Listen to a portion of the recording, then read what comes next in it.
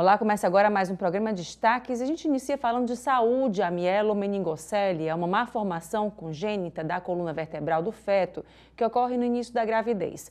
O Senado Federal realizou uma audiência pública na semana passada para elaborar um documento pedindo que a cirurgia intrauterina no Sistema Único de Saúde e para entregar ao Ministério da Saúde e ao Conselho Federal de Medicina. O procedimento é o mais usado no mundo desde 2011, mas no Brasil não tem cobertura na rede pública. A mielomeningocele é uma malformação da coluna vertebral e medula espinhal do feto que prejudica o desenvolvimento adequado e pode causar hidrocefalia, paralisia cerebral e, apesar de provavelmente subnotificada, é uma causa importante de mortalidade infantil no Brasil. Atualmente, o SUS trata os casos de mielomeningocele com cirurgias após o nascimento. Em 2023, foram realizados aproximadamente 202 cirurgias no país, né, onde aí, os centros, né, as unidades que realizam as cirurgias são locais que estão habilitados, né, são centros, são unidades hospitalares que estão habilitadas como centros de neurologias ou unidades de neurologia, né, tem que estar vinculado a esse tipo de habilitação. Então, a partir do momento que se há a expertise na realização do procedimento é realizado, sim, pelo SUS. Mas as pesquisas científicas comprovam que o melhor tratamento é a cirurgia intrauterina, realizada até 27 semanas de gestação. Um estudo realizado nos Estados Unidos entre 2003 e 2010 foi interrompido antes do previsto, quando se verificou que a intervenção pré-natal era muito mais efetiva. Desde 2011, a gente pode dizer que o padrão ouro para correção da mielomeningocele é a cirurgia fetal e não mais a cirurgia pós-natal nos casos com hidrocefalia no feto. Não precisa de evidência científica para você avaliar entre duas crianças qual foi a que teve acesso ao procedimento e qual foi a criança que teve o prejuízo por não ter recebido o procedimento. Tá? Como a doutora Camila mencionou por diversas vezes, desde 2011, a cirurgia intrauterina ela é o procedimento padrão ouro de escolha em todo o mundo. O Ministério da Saúde emitiu uma nota técnica no ano passado que comprovou benefícios da cirurgia pré-natal, mas identificou riscos para as mães. Pelo parecer, né, mais recente que esteve da Conitec, ainda não se colocou aí como algo para ser incorporado, porém, a gente ainda precisa ter outras tentativas, né, e tentar e também até pedir ajuda, né, à associação, porque a gente precisa reunir as evidências. Uma coisa que é um entrave que o Jonathan levantou é esse parecer do CFE, porque ele não é muito conclusivo. E daí, na época, até o Dr. Renato Sá também estava participando, ele é um obstetra brasileiro, e ele está ligado também com a diretoria da Associação Brasileira de Ginecologia e Obstetrícia, e na época a própria Associação de GO e a Associação Brasileira de Cirurgia Pediátrica fez também uma provocação, isso em dezembro do ano passado, para o Conselho Federal de Medicina, para que saia um parecer mais contundente do Conselho, porque assim, cientificamente falando, não há o que discutir. O estudo MAMS é de 2011. O senador Flávio Arnes, autor do pedido para audiência pública, informou que a Comissão de Assuntos Sociais vai realizar mais debates sobre outros aspectos da mielomeningocele, como prevenção e acompanhamento ao longo da vida. Com relação à inclusão da cirurgia intrauterina no SUS, a comissão vai encaminhar um documento ao Ministério da Saúde e ao Conselho Federal de Medicina. Eu até sugiro, eu coloquei algumas coisas antes, mas gostaria que esse documento que vamos colocar em função desta audiência pública até fosse elaborada em conjunto pela Brace, pela doutora Camila também, para que a gente pudesse enviar, Jonathan, né, também para a ministra da Saúde, obviamente, que ela tem que tomar conhecimento de tudo, né, para o Conselho Federal de Medicina, mas que o documento reflita aquilo que foi colocado nessa audiência pública. E ainda sobre esse assunto, foi realizada aqui em Fortaleza uma cirurgia fetal para a correção da mielomeningocele. A mãe e o bebê recuperam-se bem da cirurgia e vão seguir monitorados até o nascimento da criança. Para explicar mais sobre esse procedimento, eu converso com o neurocirurgião pediátrico, Dr. Eduardo Jucá. Obrigada pela sua presença. Olá, Elaine, prazer estar aqui conversando mais uma vez com vocês.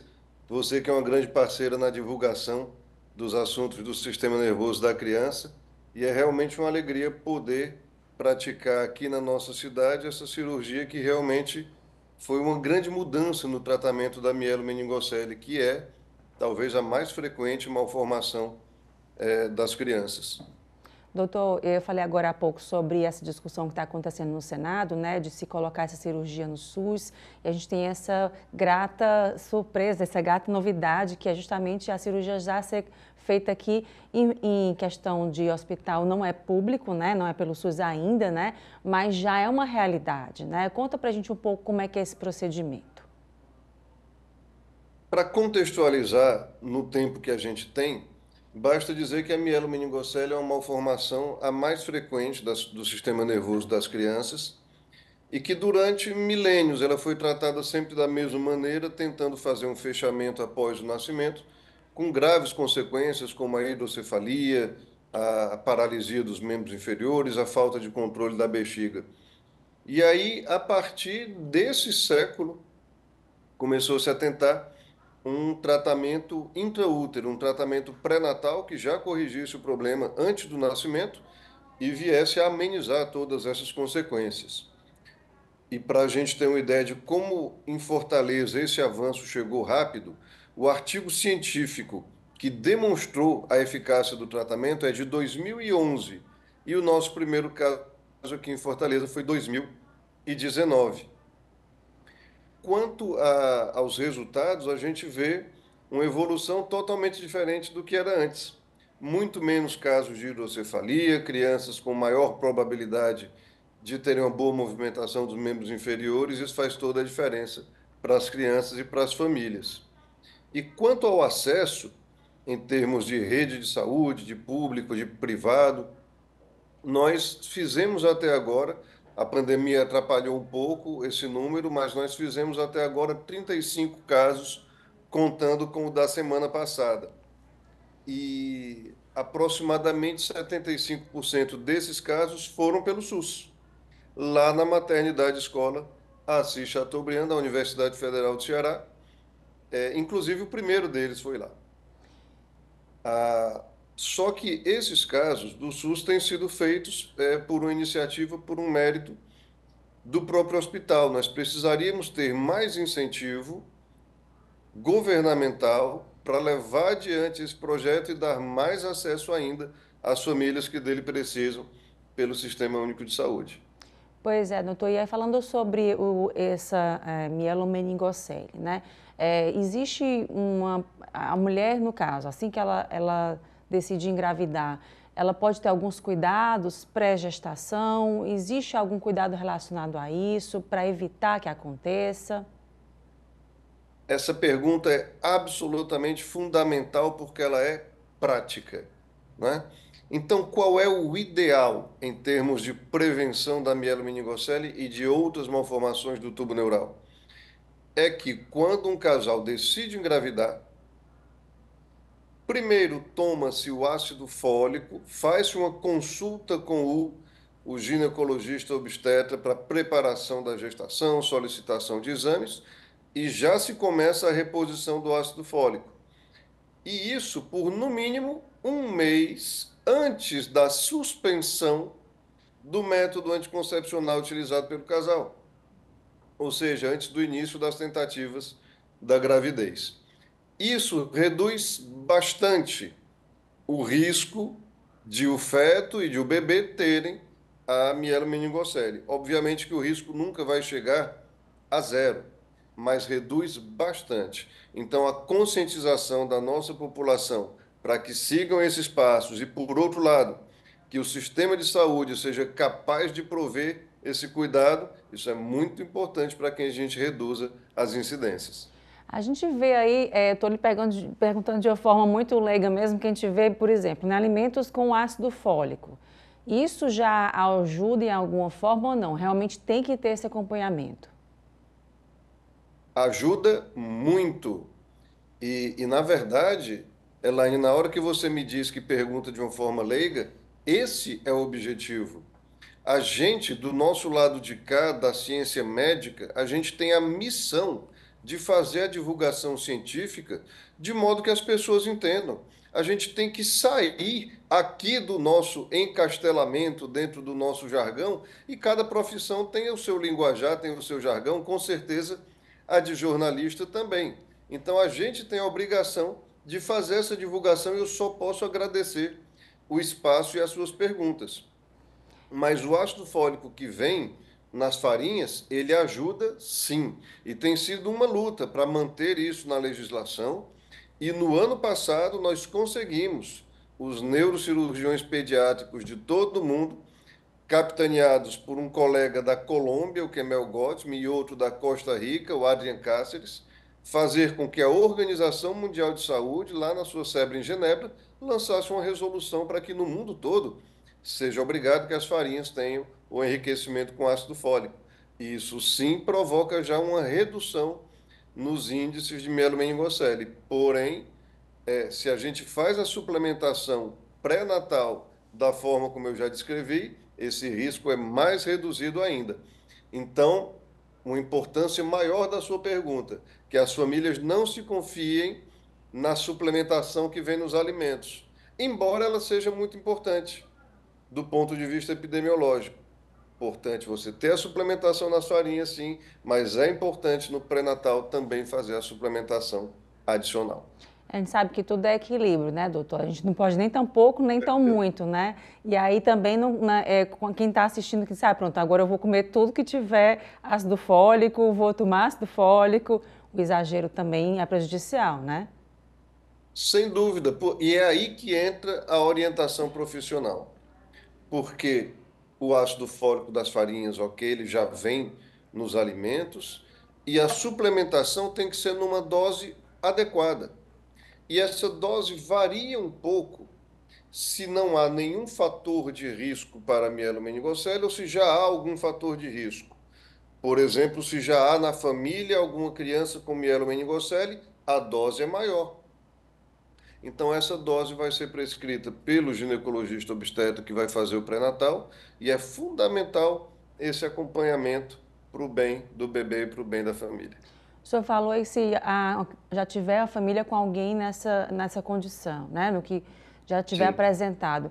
E aí é genético? Isso pode passar de mãe para filha, de filho, enfim. É uma questão da mulher, é uma questão do homem? Como é que se mostra isso?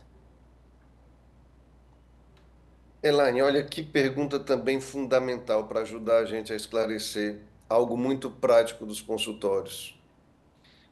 A causa é genética, ou seja, uma alteração gênica no processo embriológico de formação do embrião?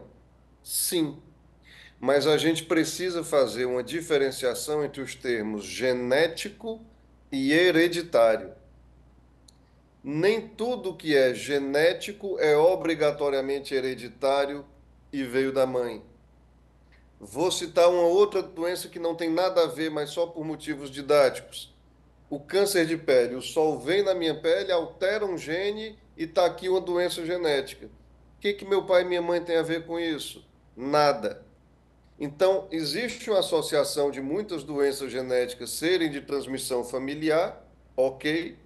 Eu posso ter na mielomeningocele alguns casos que tem essa transmissão com várias pessoas na família, porém não é algo obrigatório. E por que eu faço questão de reforçar essa explicação? Porque é muito frequente haver por parte das mães, que são as minhas maiores parceiras na nossa luta pelo sistema nervoso das crianças, junto com os pediatras, existe uma tendência a sentir e a procurar culpa, não é? O que foi que eu fiz de diferente, onde eu deveria ter agido de outra maneira, por que aconteceu um caso de mielomeningocele na minha casa. E esse é um dos primeiros passos da nossa missão, tirar essa culpa porque ela não existe, né? Então, são alterações gênicas ao acaso. É claro que eu tenho, sim, maneira de reduzir o risco fazendo a suplementação com ácido fólico, fazendo um pré-natal adequado, mas a mãe, ela é, sim, o maior ente protetor da criança. Não tem que ter culpa envolvida, não. E isso também faz parte da nossa missão, deixar isso muito claro e fazer uma aliança entre pediatras, neurocirurgiões pediátricos, neuropediatras, pessoal da reabilitação, as famílias, tudo em torno da criança. Doutor, uma vez identificado para fazer a cirurgia, né, já foi realizada, inclusive, a mamãe e o bebê passam bem, né? Que bom. E aí, nesse caso, depois da cirurgia feita, existe e também durante, né, a gestação. Em que momento da gestação é feita essa cirurgia, né? E como é que é feito esse acompanhamento pós-cirúrgico? A gente fica curioso de saber, né? Como é que é feito e o neném ainda continua lá e está tudo certo. Mas é mais ou menos isso mesmo que você falou, e é isso que a gente quer que aconteça sempre. Essa última gestante que a gente operou está com 7, 10 dias, ela já está em casa, não é? Já foram feitos exames no bebê, já dá para ver antes e depois da cirurgia, já dá para ver várias diferenças, né, no bom sentido. E o que a gente quer é que continue a gestação agora o máximo possível. E que, quando acontecer o nascimento, o bebê já venha com o seu problema de mielomeningocele resolvido. É assim que continua. Claro que há uma permanência no hospital durante a cirurgia e nos dias seguintes. No primeiro, talvez até no segundo dia, a gestante fica na UTI, no pós-operatório, que é para ficar com todos os cuidados bem monitorada, mas depois ela vai para casa, fica com acompanhamento com os obstetras, sem dúvida, e depois, na época adequada, vai acontecer o nascimento. Depois que o bebê nascer, a gente vai acompanhar do mesmo jeito que a gente sempre acompanhou os bebês operados depois de nascerem, a gente vai acompanhar também os bebês operados com cirurgia fetal. É um acompanhamento para a vida toda. Ah, então fica, assim que nasceu, esse acompanhamento, esse bebê, essa criança, essa pessoa, continua com os acompanhamentos, né, de rotina. Exatamente, continua com os acompanhamentos, com as reavaliações no consultório, acompanhando o desenvolvimento neurológico, fazendo o que ela precisa fazer. É uma coisa já bem fora de moda, viu, Elaine? Um médico ou uma médica que chega e diz, olha, o seu filho não será capaz de fazer tal coisa, não será capaz de fazer outra coisa. A gente sabe, isso é fora de moda, a gente sabe que o cérebro da criança é a matéria mais nobre do universo. Ela pode se adaptar, se converter no que ela quiser, por causa da neuroplasticidade. Então, a gente nunca sabe qual é o fim da história. O que a gente sabe é que a gente deve sempre incluir, integrar e trabalhar ao máximo para que a criança desenvolva as suas potencialidades e formar uma rede de apoio em que nós, da parte médica, somos sim parte, né, dessa rede de apoio. Então, é importante esse acompanhamento por causa disso. Tá, joia, doutor, muito obrigada mais uma vez pela conversa, sempre muito bom esse bate-papo, esclarecer, é bom mesmo a gente informar a população cada vez mais. Muito obrigada. A gente que agradece pelo espaço, pela chance aí de orientar a nossa população. Muito obrigado. Obrigada mais uma vez, até a próxima. E agora o intervalo, a gente volta em instantes com mais destaques.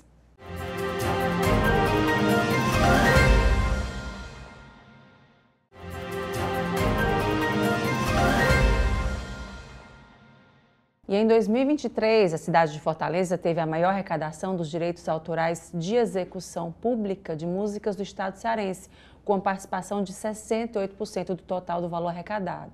A arrecadação do estado do Ceará no ano passado foi mais de 20 milhões de reais em direitos autorais. E sobre as ações do Escritório Central de Arrecadação e Distribuição, o ECAD, eu converso com Isabel Amorim, que é superintendente do ECAD, está aqui no nosso estúdio conversando com a gente. Obrigada, Isabel, pela sua presença. Obrigado eu por nos receber e por ter interesse no trabalho que nós fazemos.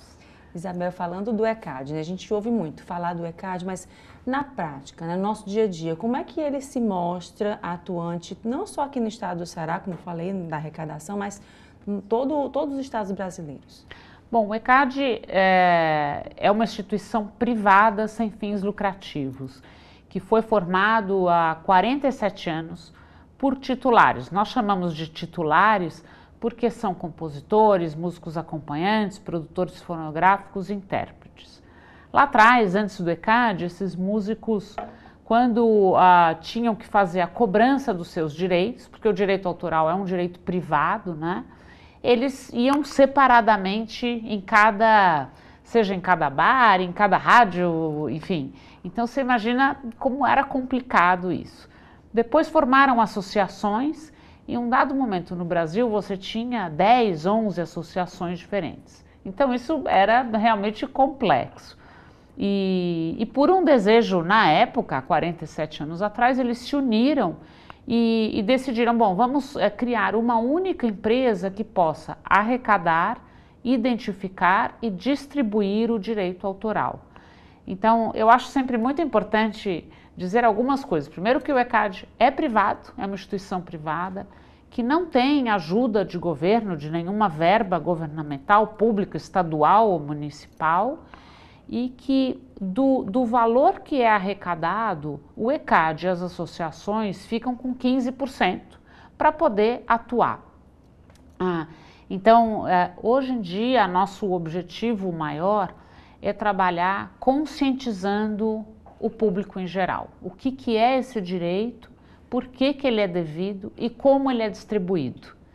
Eu sempre acho muito importante você saber que o valor que é arrecadado, seja num bar, num restaurante, num hotel, numa rádio, ele não é do ECAD, ele é do titular, do dono daquela música. E aí, no caso, aqui no estado do Ceará, né, nesses dados que a gente falou logo no começo, como é que tem sido o trabalho do ECAD nesse sentido também? O trabalho, ele é muito forte em conscientização. No mundo ideal, qualquer empresário que abrisse um bar, um restaurante, uma casa de show, ele automaticamente deveria procurar o ECAD e dizer, olha, estou aqui abrindo isso, uso música, como funciona? Mas na vida real não é bem assim. Então nós temos uma equipe, temos uma gerência local, temos um escritório aqui em Fortaleza e temos a equipe que visita o estado todo, as cidades. Então o que para nós é muito importante que seja conhecido o que é esse direito, como ele é devido e por que ele é devido. Então, por exemplo, em festas públicas, né? Também, às vezes fica uma dúvida, mas se é uma festa sem fins lucrativos, é devido ou não? Sim, é devido. E muitas vezes o que eu acho mais importante é que as pessoas saibam que o compositor nem sempre é o intérprete. E na maioria das vezes não é. Então, muitas vezes, até um empresário que trabalha com música pensa, mas eu já paguei o cachê. O cachê não tem nada a ver com o direito autoral do compositor, né? Você pode ter sim algumas vezes que o intérprete e o compositor são a mesma pessoa, mas na maioria não, né? Então você tem nomes importantíssimos da música que são nomes que a população no geral não conhece, né? Porque eles são os compositores que são a base de todo aquele evento musical que está acontecendo. Então, é um trabalho realmente, se eu pudesse resumir em uma palavra, seria de conscientização da importância deste direito. Isabel, porque a gente pensa muito assim, né? A música que a gente está escutando, acredita que seja de domínio público, né? Porque uma vez você está ouvindo na rádio, você está ouvindo em casa, você vai na plataforma de streaming, enfim, você gravou, né? E tem esse entendimento, né, comum de que é uma coisa, não tem problema. Tem, né? Alguém criou, parou, pensou, né? Teve estudo, enfim, né? Tem muito além do que apenas não tem problema. Muito, muito. E eu acho que a grande dificuldade é que a música é intangível, né? Diferente de uma obra de arte ou de um artesanato que o Estado tem coisas maravilhosas, que é tangível, né? Você pega uma peça e leva para sua casa. A música é intangível, então talvez você tenha essa percepção de que não tem problema. Mas a verdade é que o direito de um criador, ele cria uma música, grava essa música, essa obra passa a ser um fonograma gravado, e ele é de propriedade dessa pessoa, desse grupo de pessoas, até 70 anos depois da sua morte. Então ele passa a ser de domínio público 70 anos depois. Mas você tem grandes nomes da música do próprio Estado que já faleceram, mas a família vive desse direito, né? E é justo e é devido, porque esse foi o trabalho do pai ou da mãe deles, né? Do mesmo jeito que um construtor deixa como herança os seus imóveis, um criador deixa como herança a sua obra, né? E aí, nesse sentido, além desse trabalho que vocês estão realizando, né? É bom conversar com vocês aqui em Fortaleza, porque a gente tem mais proximidade com relação até ao entendimento, né? Do trabalho que vocês realizam, do quão importante né? De se valorizar quem produz. E a gente vê também muito essa questão hoje em dia das redes sociais, da utilização de plataformas. Às vezes você vai fazer um vídeo numa plataforma tal, né? E aí usa uma música, poxa, mas eu estava usando, não posso mais, né? E tem esse entendimento, às vezes, como é que é esse controle nas plataformas? Esse controle não é feito por nós, é feito pelas plataformas, né? E realmente cabe às plataformas entender como a música está sendo utilizada e se essa utilização é correta ou precisa ter um direito a ser pago para a utilização. Então, eu acho que novamente é isso, né? O intangível, mas aquilo é de alguém. Então, se você vai usar, o pagamento é devido, né? É um ativo e um bem de uma pessoa ou de um grupo de pessoas. É o bom senso, né? O entendimento de que alguém suou, né? Para trabalhar, para trazer essa obra tão boa. É tão bom você ouvir a música, né? Ele conforta, ele ajuda. Né, de um momento, mas alguém fez, é o trabalho de alguém isso, né? E você sabe que, em especial no estado, aqui, onde o turismo é tão forte, né, é muito importante também que o turismo consiga entender a importância da música para o seu negócio, né, a importância da música para a cultura do nosso país e o quanto a música traz de receita e de movimento para o turismo, né. Durante muitos anos a gente via um pouco um embate do turismo com a cultura, um pouco uma questão, mas é devido ou não, preciso mesmo pagar esse direito ou não. E a gente vem trabalhando muito, muito próximo de toda a indústria do turismo para que eles entendam o quanto a música traz de movimento para o turismo, no estado, na cidade e no país mesmo, né? Todas as festas, o quanto o Brasil movimenta no Réveillon, nas festas de São João, no Carnaval, e isso tudo é a música que faz essa roda toda girar, né? Então a gente ainda tem às vezes algumas dificuldades no entendimento do porquê esse direito é devido e porquê ele deve ser pago, mas eu acho que o turismo não pode esquecer o quanto a música é importante para o Brasil, né? Não só para a cultura, mas para a economia também. Até porque a gente, quando recebe turista aqui, né, na nossa cidade, e a gente está sempre de braços abertos, sempre o turista chega, onde é que tem um show, né? Lógico. Eu quero ir para um forró, eu quero ir para um barzinho que tem uma música, porque você vai no barzinho tem que ter né, assim... E quem é que está, né, te fornecendo, né, toda essa vivência? Porque turismo é vivência, lógico, né? E faz parte disso. E a gente ainda tem um problema, não só no estado, no país todo, mas no estado é um problema para nós importante, que é a inadimplência. Então, é uma pena, é algo que nos deixa até bastante triste e a gente tem que atuar, lógico. Então, o ECAD tem todo um processo para combater a inadimplência. Que ele começa com, a gente tem uma equipe de cobrança e depois atuamos com negativação e, enfim, e depois ajuizamento, infelizmente. Mas é necessário, até para que as pessoas entendam que esse direito tem que ser pago e é devido, né? Então, o que a gente espera é que nos próximos anos essa inadimplência diminui, para que os 20 milhões passe a ser 30 e para que os compositores possam receber mais pelo trabalho que eles que eles fazem, né? Isso para nós é muito importante. É isso, Abel, muito obrigada mais uma vez pela sua presença aqui com a gente. Até uma próxima oportunidade. Eu que agradeço. Obrigada. E mudando de assunto agora, a procura por transplante capilar na terceira idade tem sido cada vez mais frequente nos consultórios médicos.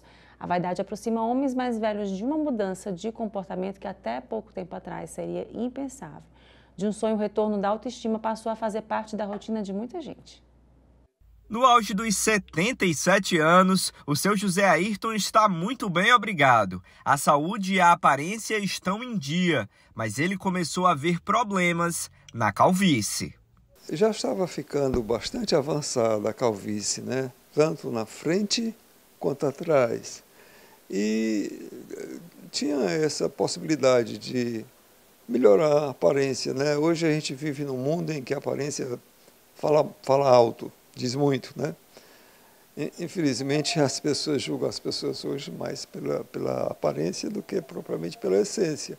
E a gente, como está em sociedade, às vezes tem que se condicionar também a isso, né? O engenheiro se submeteu à cirurgia de transplante capilar. Além de satisfeito, ele relata que não teve medo da cirurgia e que a recomenda com tranquilidade. Se a pessoa pode ter um aspecto saudável por mais tempo na vida, se a pessoa não está convalescendo de uma doença em que a impeça de recorrer a isso, então isso é uma coisa ótima, né? Porque a pessoa fica com esse aspecto mais saudável por mais algum tempo.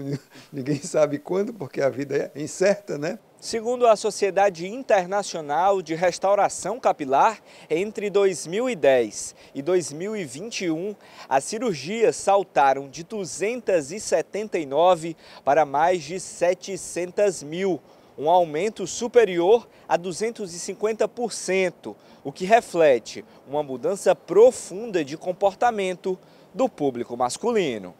Este especialista afirma que as razões para a calvície envolvem principalmente genética e alimentação. Já os tratamentos podem ser ainda mais diversos.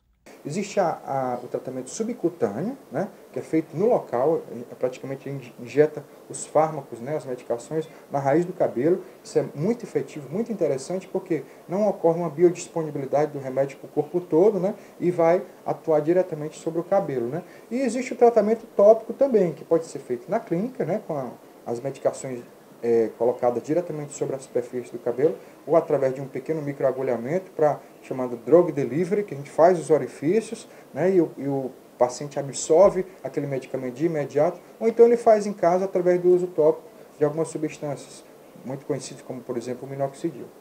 Apesar de ser uma solução segura para casos mais avançados, o médico explica que a cirurgia não pode ser feita de maneira indiscriminada. Para isso, exige avaliação e cuidados. O paciente que já vem com calvície querendo fazer, a gente tem que fazer uma avaliação. Então, assim, se o paciente não tem mais fios em determinada região, não tem o que discutir. Precisa fazer a cirurgia, o procedimento cirúrgico. Se o cabelo ainda está fino, mas fino a um ponto de ser velos, que é aquele cabelo atrófico, a gente sabe que não adianta gerar falsa expectativa, não adianta também prometer ao paciente que a cirurgia e o tratamento clínico vai dar resultados, né?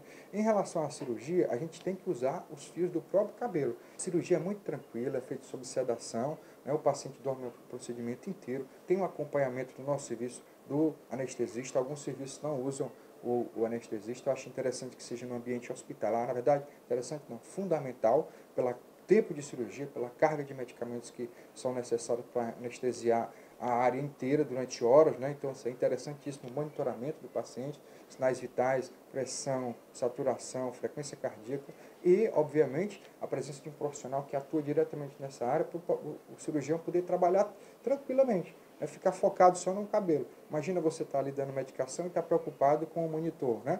Então, assim, não é interessante. Eu acho que tem que ser, sim, no ambiente hospitalar, com toda a segurança possível, né? Com todo o aparato necessário de segurança para caso ocorra alguma eventualidade. E agora o intervalo. A gente volta em instantes com mais destaques.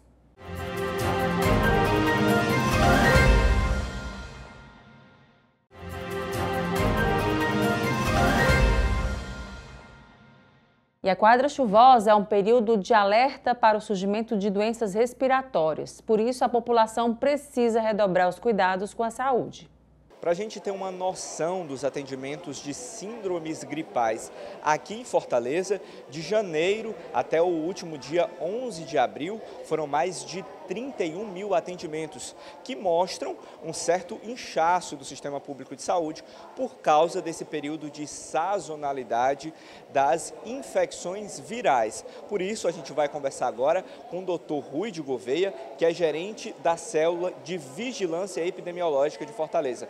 Doutor, por que está acontecendo esse alto número de procura por atendimento aqui em Fortaleza relacionado a esse período de gripe? É muito importante, Lucas, que as pessoas entendam que a mudança climática ela leva também a uma mudança comportamental. As pessoas passam a se aglomerar mais e no que elas se aglomeram mais, elas têm maior facilidade de transmitir os vírus respiratórios. Alguns vírus são mais comuns de serem transmitidos e tem outros vírus mais graves.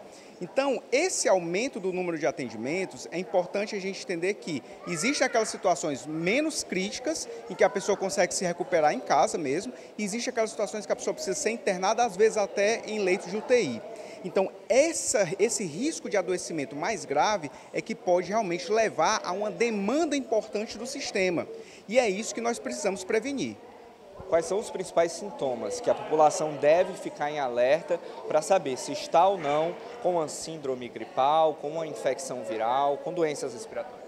Toda pessoa que começa a ter um quadro de tosse, coriza, uma febre, um mal-estar, ela já está com o que a gente chama de síndrome gripal. A síndrome gripal, ela pode, no diagnóstico final, ser um resfriado comum, com os vírus mais simples, mas ela pode também ser uma gripe pela influenza. Geralmente a gripe vai dar um quadro de mais debilitada, a pessoa fica mais debilitada, fica com dor no corpo, fica com dor nos músculos, né? Então assim, e a febre alta também. Então isso pode ser uma caracterização desse quadro, mas é importante que as pessoas fiquem alertas a sinais de alarme, como por exemplo, dificuldade para respirar, no caso das crianças, quando a mãe vê a criança respirando mais rápido, com o peitinho afundando assim, isso daí é um sinal de gravidade e ela deve procurar uma emergência. Doutor, procurando a emergência, qual é o primeiro procedimento? É ir de máscara, é tentar fazer uma forma de conter esses sintomas, partindo tanto do ponto de vista da saúde pública, quanto do próprio cidadão? Toda pessoa que estiver sintomática, ela precisa comparecer ao serviço de saúde de máscara. Repito, toda pessoa que estiver com sintomas respiratórios precisa comparecer ao serviço de saúde com máscara, porque é uma maneira de você ter uma barreira para evitar a transmissão para outras pessoas. Então, isso é muito importante que as pessoas tenham essa consciência. Procure o serviço de saúde, mas procure não só se protegendo, mas principalmente protegendo as outras pessoas.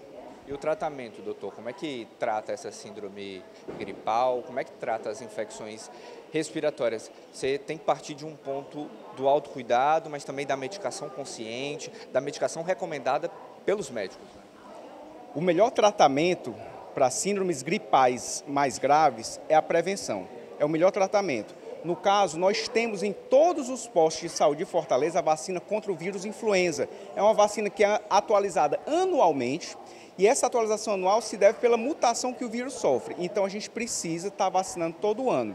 Mas também, uma vez a pessoa chegando na urgência, no posto de saúde, com a suspeita de uma gripe por influenza, ela também poderá receber uma medicação chamada oseltamivir, que é o Tamiflu, certo? É uma medicação que ela usa e previne a evolução para formas mais graves. Então, existe também esse cuidado que é para ser feito nos postos de saúde e nas emergências, mas lembrando, o principal para evitar as complicações graves e aquela sobrecarga maior no sistema de saúde é a vacinação.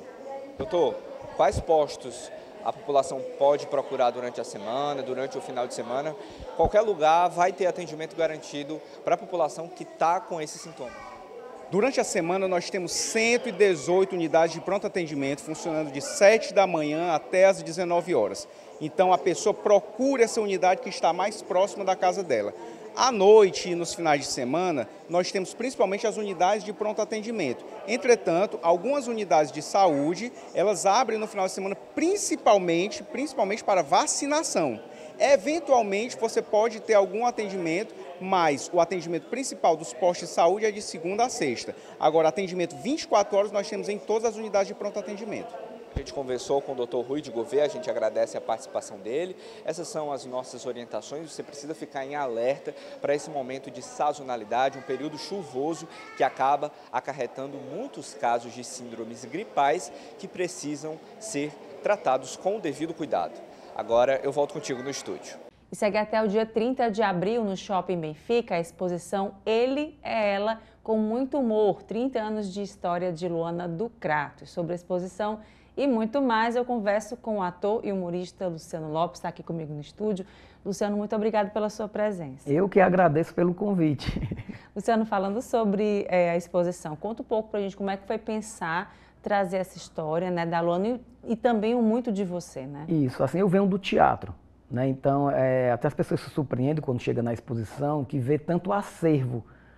Como é que tu conseguiu guardar tanto acervo? Eu digo, a gente do teatro, a gente costuma guardar um material de um espetáculo para o outro, ou ter o nosso portfólio, né? Antes desse portfólio digital, a gente já tinha o nosso portfólio, que era material que a gente guardava em pastas, né?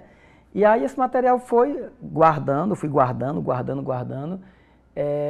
De 10 em 10 anos a gente fazia uma homenagem à Luana do Crato, era um espetáculo em teatro, e completando 3 décadas de humor, não de teatro, mas só de humor, eu conversando com o meu produtor, ele falou, cara, vamos fazer algo diferente. A galera está enveredando muito pelo audiovisual, então por que não fazer um documentário, uma exposição? Eu disse, eu quero espetáculo. Porque o teatro foi de onde eu saí. Ele disse, ok, o espetáculo. E aí a gente dividiu nessa trilogia, né, exposição, documentário, espetáculo. A Usina Vídeos entrou, né, com apoio total. E aí o ano passado, a gente começou a debater, a sentar, ver como era que tudo ia ser feito. Aí fomos procurar um local, encontramos o Shopping Benfica, que nos agregou assim, de uma maneira maravilhosa. Obrigado, Kilvia. Né? E aí aconteceu, né? Aconteceu a exposição, o documentário tá lindo também, que é agora dia 28, domingo, e conseguimos vários parceiros para que o projeto pudesse acontecer. Luciano, e falando sobre um pouquinho da tua história, né? A gente conhece muito a da Luana e conhece pouco do Luciano. Muito, né? pouco. E como é que o Luciano iniciou nessa carreira? Como é que foi o encontro com o teatro? E até chegar a se encontrar com a Luana? Com a Luana. O teatro, meu pai era brincante de reisado, organizava a Malhação do Judas, era muito ligado à cultura popular. Então eu nasci num ambiente, né, onde eu vivia ali a cultura popular todo dia no Crato, essas manifestações artísticas são muito latentes. E a literatura de cordel também, eu sempre falo que eu aprendi a ler lendo cordéis, porque meu pai forçava a gente a ler um cordel para ele todo dia. Ele era analfabeto, mas ele era apaixonado por cordéis, por cinema, por teatro. E aí eu cresci dentro deste ambiente teatral. Em 87 eu ganhei uma bolsa de uma mãe de um amigo meu, porque lá no Crato tinha uma escola de teatro, mas na época a escola era muito elitizada, então não tinha dinheiro para pagar um curso de teatro. E aí eu ganhei uma bolsa e fui estudar teatro nessa escola. Aí estudei 1 ano teatro, eu tinha que ser o melhor ali, porque era uma bolsa, não tinha como. E aí eu consegui me destacar e no ano seguinte a escola me deu uma bolsa, não me deu uma bolsa, ela fez uma troca. Né? Você vai estudar de graça, mas você vai participar dos espetáculos que a escola monta, que eram espetáculos, né, para o público.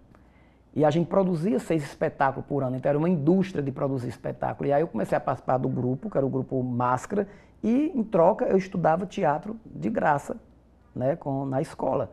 Então foi um período muito bacana, de muito aprendizado. E aí na escola eu tive acesso a jornais, né, tanto o Povo como o Diário do Nordeste, que chegava e tinha aqueles cadernos de cultura, né, que era o DN Infantil, aí tinha o Caderno 3, hoje tem o Vida e Arte, né, que é o caderno de cultura do jornal O Povo, e aí eu comecei a ler aqueles cadernos de cultura e vi a figura do Paulo, da Raimundinha. Saudoso, né? Faz uma falta danada. E aí me apaixonei por aquela figura, eu digo, gente, o que é isso, sabe? Assim, Raimundinha, Paulo Diógenes, um homem vestido de mulher, que bacana e tudo. E comecei a colecionar a figura do Paulo. Em 98, o Paulo foi fazer um show no Memorial Padre Cícero. O meu primo fazia a parte de luz e disse, tu não tem dinheiro para entrar, tu vai me ajudar a montar a luz que eu te coloco para assistir. E aí eu fui assistir o espetáculo com aquela pasta cheia de figura do Paulo, né? E terminou o espetáculo, eu fui tentar falar com ele, não consegui. falar com ele. Eu lembro que a produtora disse, não, ele não vai atender. Eu disse, pô, deixa eu ver só de longe. Ela abriu um pouco o camarim e eu lembro dessa imagem do Paulo tirando a maquiagem. Aí, em 99, teve um festival de humor aqui. Eu já tinha criado a Luana por brincadeira, devido ao Paulo, né, uma referência da Raimundinha. E aí eu vim participar do festival de humor em 99, em Fortaleza. Quem estava apresentando? Paulo Diógenes. Só que eu também não tive acesso ao Paulo. Eu só subia no palco na hora que ele chamava e descia e não tinha mais acesso a ele. Ok. E aí o Paulo viu o meu trabalho, aí o Paulo foi fazer um show no Crato, deu uma entrevista na rádio e me convidou para ir assistir o show dele. Falou, tem um rapaz aqui no Crato, Luciano, que foi para o espetáculo, o Festival de Humor, faz a Luana, que não era ainda a Luana do Crato quem batizou foi o Zé Modesto. E aí ele me convidou, e aí foi o primeiro contato que eu tive com ele. E aí eu levei aquela pasta para mostrar a ele tudo, e ele viu, tu coleciona isso, não sei o quê e tudo. Aí pronto, a gente perdeu o contato, nessa época não tinha celular, não tinha... Eu estava chegando no celular, eu acredito, mas era muito caro você ter um aparelho de celular. E em 2001 eu vim morar em Fortaleza para estudar teatro, fazer o colégio de direção teatral. E aí eu vi o Paulo no Dragão do Mar, no final de 2002, 2003. Ele está fazendo o quê? Eu disse, estou aqui estudando, não me procura. Eu, para quê? Ele, para fazer humor. Eu digo, não, você é diretor de teatro, estou fazendo direção teatral, quero dirigir Plínio Marcos, Ariano Suassuna, Shakespeare, eu não quero fazer humor. Eu faço humor por brincadeira. Ele vai fazer humor sim. Eu, não, vou não. Aí pronto, aí fui, né, eu trabalhava no Sesc na época, e aí eu recebi uma ligação do Paulo, me chamando para ir na casa dele lá em Sabiaguaba. Eu digo, Paulo, só sei andar aqui do meu apartamento para o Sesc. Do Sesc para a faculdade, da faculdade eu não sei andar no outro canto, eu mando te pegar. Aí mandou me pegar e falou, olha, a gente está com um ator se acidentou nas Três Donzelas, que era o marco, né, as Três Donzelas. A gente está precisando de um humorista para entrar no lugar do ator e para entrar no Beco do Riso. E fazer show comigo na quinta-feira no Shopping Pizza. Quer dizer, as três grandes... bem. Né, os três grandes casas, né? Exatamente. Então, assim, eu sempre falo que eu entrei pelo humor, pela porta da frente. E aí eu falei, cara, não vou. Não vou, aluno, eu faço por brincadeira, não sei o quê. Eu te pago tanto. Quando ele falou que ele ia me pagar, eu... Quanto? Ele, eu te pago tanto para você trabalhar esses sexta, quinta, sexta, sábado e domingo e segunda, né? Gravar o programa. Só à noite, não vai atrapalhar... sua faculdade não vai atrapalhar seu trabalho e tudo, é só à noite, não sei o quê, à tarde da noite, porque era tarde da noite. O cara, eu vou ficar, deixa eu ver, eu ficando um mês, eu fiz minhas contas, eu ficando um mês, eu vou voltar pro Crato, eu já compro minha geladeira, meu fogão, minha televisão, eu fico. Ele te viu além, né, do que você mesmo viu, né? Não, eu não acreditava na Luana, né, eu tinha um grupo de teatro, ainda tenho até hoje o teatro infantil, eu sempre fui muito focado no teatro. E aí, quando eu entrei para fazer humor, a minha vida fez isso. Né, televisão, Shopping Pizza, Três Donzelas, minha vida virou de cabeça para baixo, né? E eu disse, Paulo, agora assim, eu quero fazer uma personagem que não seja tão exagerado. Eu não quero peitão, eu não quero bundona, eu não quero bocona, eu quero fazer algo teatral dentro do humor. É tanto que a Luana foi a primeira personagem, né, que surgiu no humor sem esse exagero todo. Eu disse, não vai acontecer mesmo, eu vou ficar só um mês, só que o público comprou a ideia, né, dessa nova linguagem, né, do humor, né, mais humanizado, né, vamos dizer assim. E aí a Luana está completando 30 anos, 10 anos de sofrimento e 20 anos de glória. E aí, como é que você, no que está exposto lá? É tudo do Eu Coração separar o que vai ser apresentado, o que está sendo apresentado? Pronto, na exposição, né, a gente tem muito material. Assim, eu tenho minha primeira matéria que saiu no jornal. Né? E assim, não fala só da Luana, porque acaba falando de todo o movimento do humor do Ceará. Né? Porque eu criei as Marmotas, né, que é um grupo de humor, onde vários humoristas passaram pelas Marmotas. Aí a gente tem cartaz, a gente tem figurino, a gente tem peças que a Luana ganhou de presente de fãs, fotos, vídeos, né? A gente tem um data show lá, né, colocando vídeos. E é tão interessante que esses dias uma pessoa foi lá visitar a exposição e perguntou o que era um cartaz. Eu disse, o que é isso daqui? Isso é um cartaz que a gente colocava na parede, nas faculdades, no nosso tempo. E tinha isso. Vocês saíam pregando isso daqui nas paredes, e a gente saía colocando nas paredes para poder divulgar os espetáculos da gente. Então, assim, que legal, né? As pessoas, essa nova geração, né? Lá a gente tem objetos que eles não sabem. Eu tive o cuidado de colocar objetos da época, sabe? Telefone, fita VHS, disquete, né? Porque foi a época que a Luana surgiu. Naquela época a gente não tinha hoje não tem nem mais DVD, né? Você bota tudo na nuvem. Né? E tanto que o projetor ele é projetado no teto, né? Para fazer essa alusão que tudo hoje vai para as nuvens, nada mais está, né, em objeto, né? Fixo. E aí, nesse caso, Luciano, como é que, conta um pouquinho para a gente com relação à questão das apresentações, né? O que é que você tem mais pela frente, além dessa exposição que vai até o dia 30. Né? Até o dia 30. Aí tem um documentário, né, que é dia 28, a entrada vai ser 2 quilos de alimento, que a gente vai doar para o Mesa Brasil do SESC. Eu tenho uma gratidão imensa pelo SESC, né? Assim, foi uma mãe para mim, trabalhei durante 20 anos naquela instituição maravilhosa. E aí a gente vai fazer né, os alimentos graduados para o SESC, e foi muito complicado gravar o documentário. Né? Porque assim, muitos amigos meus de teatro, por que eu não estou no documentário? Eu digo, mas o documentário não é do Luciano teatrólogo, é do Luciano humorista. E na época que eu comecei a fazer humorista, você não estava nesse momento comigo. Então, a parte mais difícil do documentário foi selecionar quem iria dar os depoimentos. Então, assim, eu fiz uma lista de pessoas, aí eu sentava com o diretor, aí ele queria que eu dissesse a importância daquela pessoa na vida da Luana. Aí, dependendo da minha fala, ele dizia, essa entra, essa sai, essa entra, essa sai. Mas eu queria que essa ficasse. Não, tira, isso daqui não tem nada a ver com a Luana, isso daqui foi seu tempo de teatro. E teve pessoa, claro, que estava no tempo de teatro, que também passou, né, pela Luana do Crato.